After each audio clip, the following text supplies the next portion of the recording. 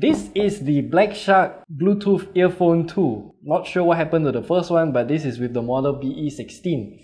And if you have been around Facebook for quite some months, then you might have seen Black Shark themselves advertising something called the Black Shark Ophidian or Obsidian. I forgot what's the exact name, but this is the same product but just with a different name.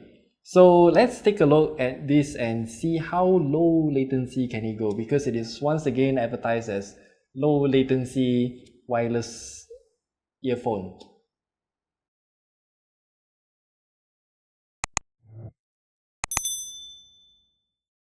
So for Black Shark to actually claim this earphone to be true low latency is kind of okay, because remember, true wireless earbuds need to sync between both left and right side, but a neckband doesn't have to.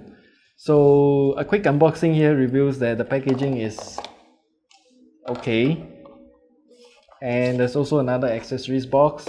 I'll leave this aside, and then let's take a look at the accessories first. We have nothing, just some user manual. Go back inside. Are they ear tips? Oh, okay, they are ear tips, and also a charging cable on the other side. I don't know why they want to do this, but okay. The usual one, you got the... Oh, okay, you got 3 sizes of ear tips here, so you get an extra XS on top of your usual SML. So back to the earphones, you can see here it's pretty difficult to take out. Yeah, the cables go behind the plastic cradle thing. So the neckband here is pretty good in terms of build quality. This thing is super flexible, which is surprising.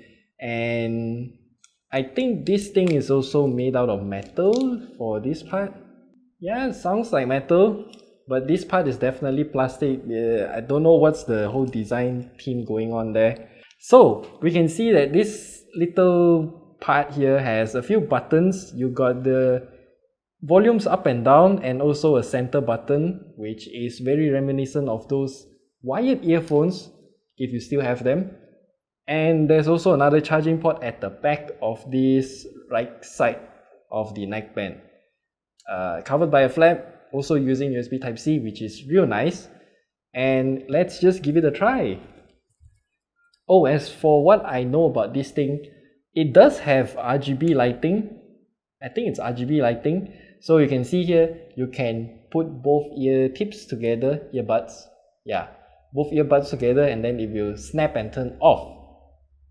And if you take it out apart, then it will turn on by itself. So this acts like an on-off switch, which is good. So let's give it a try and see how it actually sounds. Okay, so once I wore it, it told me hearing mode. Not too sure what it means yet. So now we have to get back to the user manual, because I don't know how to enable the game mode. Yeah, I don't know why the user manual is wrapped in plastic. To power it on or off, they got a big typo here. Power on, keep toe earphones separated. Power off, keep toe earphones magnetically attracted. Yeah, typo between toe and toe. I seriously have no idea how this is. No, for non-Black Shark phone users, please scan QR code on the box, in the box, to download the app and configure your Bluetooth settings. There's no QR code! Where's the QR code? What? So we did some discovery. There's no QR code on the box, and we can't find the app on the Google Play Store or even on their website. There was one page that says click here to download now, but then yeah, the thing just doesn't work. So let's straight up jump into the whole audio testing, the audio latency, because there's no way to turn on the game mode as seen on the user manual.